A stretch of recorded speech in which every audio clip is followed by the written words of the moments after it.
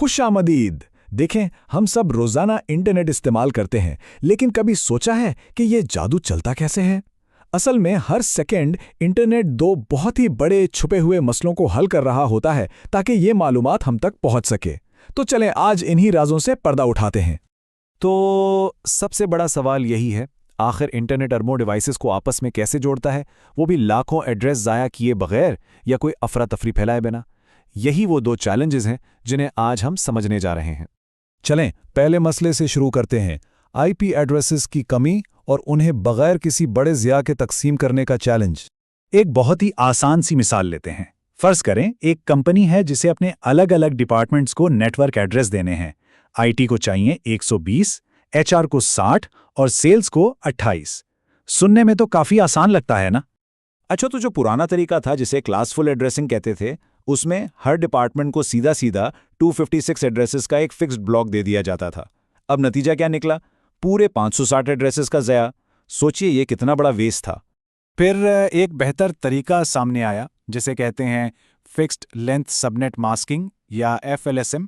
उसने क्या किया कि सबके लिए एक छोटा एक जैसा ब्लॉक साइज इस्तेमाल किया, जिससे ज़या काफ़ी हद तक कम हो गया। मतलब ज़ाया होने वाले एड्रेसेस की तादाद 560 से घटकर सिर्फ 176 रह गई। और फिर आता है इस कहानी का hero, variable length subnet masking यानी VLSM। ये हर डिपार्टमेंट की ज़रूरत के हिसाब से ब्लॉक का साइज सेट करता है, जिससे ज़्यादा तकरीबन ख़त्म ही हो जाता है। सिर्फ 16 एड्रेसेस आए हुए, कमाल है ना? जब हम इन तीनों तरीकों को एक साथ देखते हैं तो फ़र्क वाकई हैरानकुन है। हम 560 ज़ायाशुदा एड्रेसेस से सफ़र करते हुए सिर्फ 16 पर आ गए हैं। ये एफिशिएंसी में एक नाकाबिले यकीन बेहतरी है। तो असल बात यह है कि VLSM ही आईपी एड्रेस के ज़िया का असल हल है। ये एक स्मार्ट तरीका है जो यकीनी बनाता है कि वसाइल को ज़रूरत के मुताबिक तकसीम किया जाए, ना कि किसी पुराने नाकारा उसूल के तहत। ठीक है, तो पहला मसला तो हल हो गया। अब चलते हैं दूसरे बड़े चैलेंज की तरफ। मुख्तलिफ कंपनियों की बनाई हुई डिवाइसेस एक दूसरे से बात कैसे करती हैं? बिल्कुल शुरू में नेटवर्क्स का हाल कुछ ऐसा था जैसे मुख्तलिफ ज़बानें बोलने वाले लोग। डेल की डिवाइसेस एक अलग प्रोटोकॉल बोलतीं और IBM की डिवाइसेस एक बिल्कुल अलग। वो आपस में बात ही नहीं कर सकती थीं, जिससे वेंडर लॉक इन की सूरत हाल पैदा हो गई थी। मतलब बातचीत का कोई मुश्तरका तरीका ही नहीं था। इसका मतलब था कि कोई हकीकी राब्ता मुमकिन ही नहीं था। बिल्कुल वैसे ही जैसे दो लोग हों जो एक दूसरे की ज़बान बिल्कुल ना समझते हों।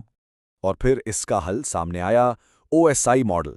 इसे ऐसे समझें जैसे ये एक यूनिवर्सल ट्रांसलेटर हो या एक ऐसी कॉमन लैंग्वेज जिस पर तमाम डिवाइस बनाने वालों ने इत्तेफाक कर लिया। और ये वाकई एक इनकलाबी ख्याल था। इसको ऐसे समझें कि OSI मॉडल एक ब्लूप्रिंट यानी एक नक्शे की तरह है। आज हम जो इंटरनेट इस्तेमाल करते हैं वो TCP/IP नाम के एक मॉडल पर चलता है, लेकिन ये भी इसी OSI ब्लूप्रिंट के बुनियादी उसूलों पर ही बना है। तो ये मुश्तरका ज़ुबान आखिर काम कैसे करती है? ये कम्युनिकेशन को एक बहुत ही वाज़े 7 स्टेप्स के सफ़र में तकसीम कर देती है। ये हैं OSI मॉडल की 7 लेयर्स। जब कोई डेटा भेजा जाता है तो वो लेयर 7 यानी एप्लीकेशन से शुरू होता है और नीचे लेयर 1 यानी फिजिकल तक का सफ़र करता है। हर लेयर का एक ख़ास काम है। अच्छा, जब डेटा ट्रांसपोर्ट लेयर पर पहुंचता है तो उस पर मालूमात की पहली तह चढ़ती है। डेटा को छोटे छोटे टुकड़ों में तोड़कर एक सेगमेंट में पैक किया जाता है जिसमें तरतीब की मालूमात होती है ताकि दूसरी तरफ उसे दोबारा जोड़ा जा सके। इसके बाद नेटवर्क लेयर पर इस सेगमेंट पर एक और तह चढ़ती है, एक IP एड्रेस हेडर। अब यह बन जाता है एक पैकेट जो समझें कि एक लिफाफा है जिस पर मंजिल का पता लिखा हुआ है। आखिरी पैकेजिंग होती है डेटा लिंक लेयर पर। यहाँ पैकेट को एक फिजिकल हार्डवेयर एड्रेस यानी MAC एड्रेस दिया जाता है और अब ये बन जाता है एक फ्रेम।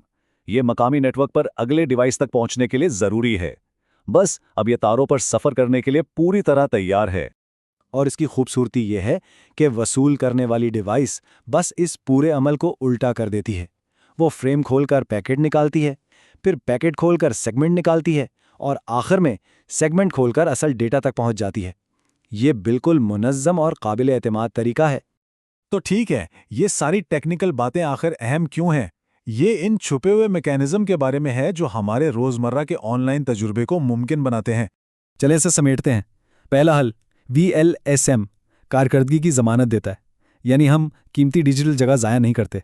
और दूसरा OSI मॉडल मुताबिकत को यकीनी बनाता है, यानी कोई भी डिवाइस किसी भी दूसरी डिवाइस से बात कर सकती है।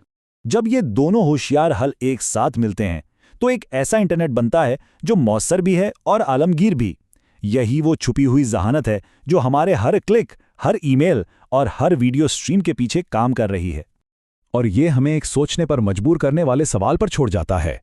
जैसे जैसे इंटरनेट, एआई और आईओटी के साथ आगे बढ़ रहा है और अरबों मजीद डिवाइसेस ऑनलाइन आ रही हैं, तो कम्युनिकेशन का अगला बड़ा चैलेंज क्या हो सकता है? और हमारी डिवाइसेस को कौन सी नई मुश्तरका जुबान सीखनी पड़ेगी?